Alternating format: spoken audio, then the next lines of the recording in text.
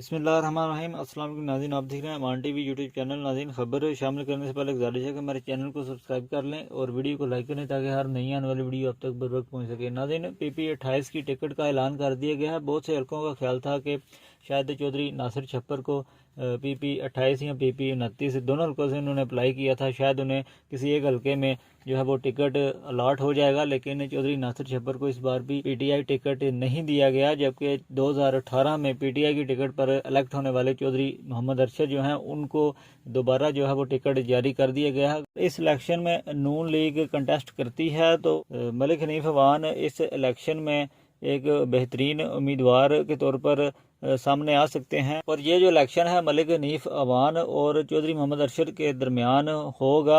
अब तक की जो सूरत हाल है उसके मुताबिक, और दोनों जो उम्मीदवार हैं अपनी अपनी जगह पर बेहतरीन वोट बैंक पोजीशन रखते हैं। ये थी आज की ताज़ा तरीन अपडेट। अगली वीडियो तक के लिए दीजिए इजाज़त। अल्लाह।